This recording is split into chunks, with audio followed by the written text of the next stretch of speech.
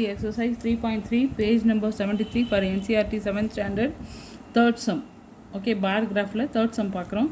Draw number of children in 6 different classes are given below. Represent the data on the bar graph. இது bar graph represent பண்ணோம். Class கொடுத்துருக்காங்க, number of children கொடுத்துருக்காங்க.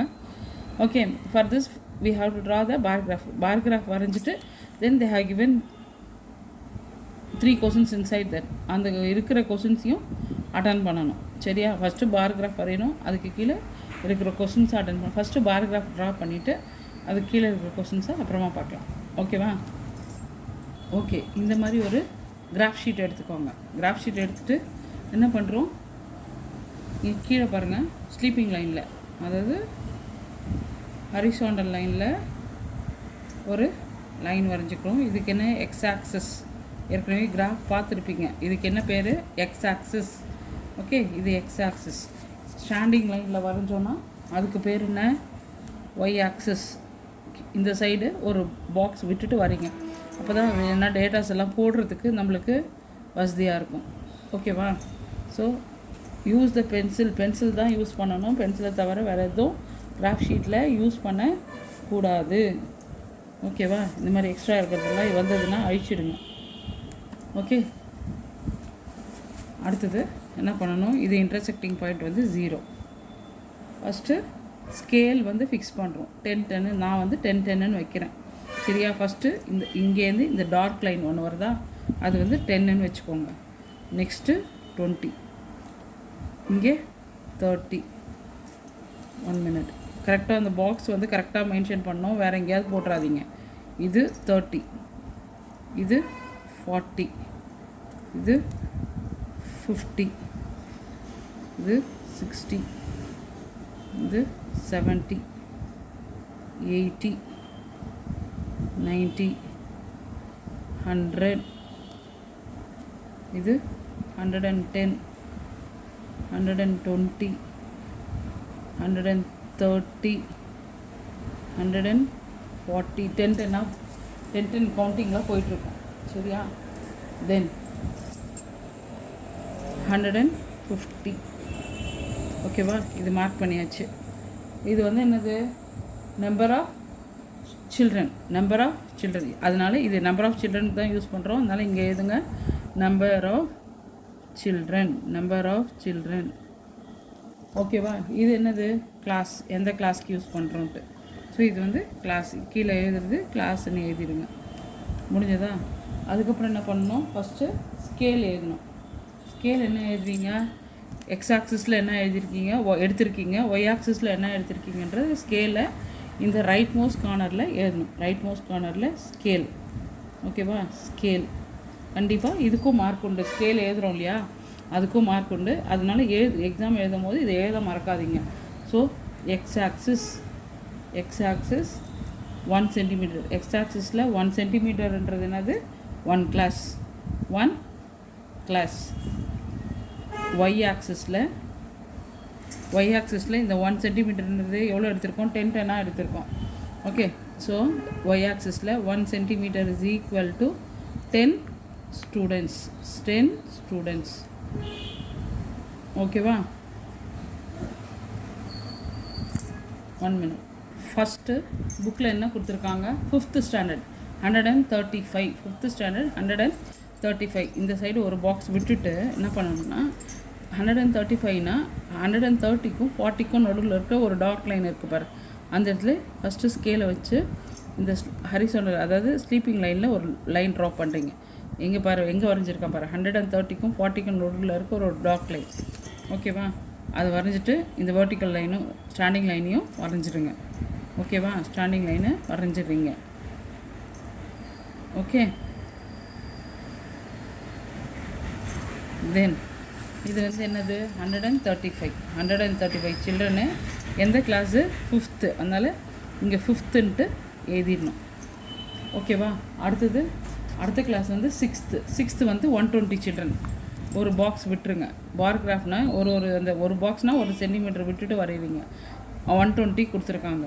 6th வந்து 120. So 120 இங்கே இருக்கா, 120க்கு நேராக இங்கே வச்சுட்டு இது 120. சரியா? 120 ஓகே, இந்த ஒரு பாக்ஸ் ஃபுல்லாக இப்படி வரையணும். இதுக்கு பேர் தான் பார் கிராஃபு. சரியா? இது வரைஞ்சிருங்க. இதுக்கப்புறம் மேலே எழுதணும் 120. எந்த கிளாஸ் இது? இது 6th. So 6th எழுதிடுவீங்க. சரியா? அடுத்தது 7th. 7th 95 children. 95னா 100க்கும் 90க்கும் நடுவில் இருக்கிற டார்க் லைன், அதுவும் இந்த 1 cm கேப் விட்டுட்டு வரையணும். பாராகிராஃப்னாலே அதுதான். சரியா? இங்கே 95. என்னது இது? 95. ஓகே, எந்த கிளாஸ் இது? 7th.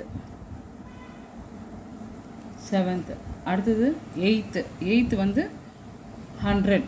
8th வந்து 100க்கு நேராக இந்த ஸ்கேலை வச்சுட்டு, ஓகே, இது வரைஞ்சதுக்கு ஒரு பாக்ஸ் விட்டு, ஓகேவா?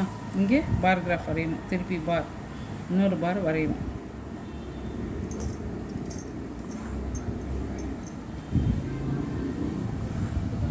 ஓகே, இது வந்து 100. இது எந்த கிளாஸு? 8th. முடிஞ்சுது. அடுத்தது 9th வந்து 90னா இங்கே இருக்குது. ஸோ இங்கே வச்சுட்டு இங்கே 90க்கு. சரியா? ஸோ இது வந்து 90. ஸோ இது 90, இது 9th. ஓகேவா? 9th முடிஞ்சது. அடுத்தது 10th 80. 10th வந்து 80. ஸோ இங்கே வச்சு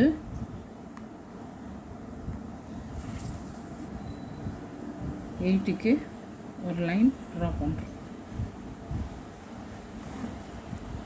சரியா? இது 80 உள்ளே வந்து 10th எழுதணும். This are the things we have to do it in the bar graph. Bar கிராஃபில் வரைஞ்சாச்சு.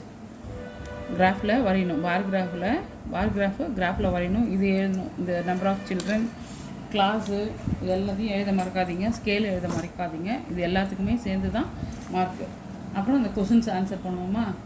Okay, first one, how do you choose the scale? Scale எப்படி சூஸ் பண்ணுவீங்க? ஸ்கேல் என்னென்ன சூஸ் பண்ணியிருக்கோம்? X axis is equal to, okay, X axis 1 cm is equal to 1 class.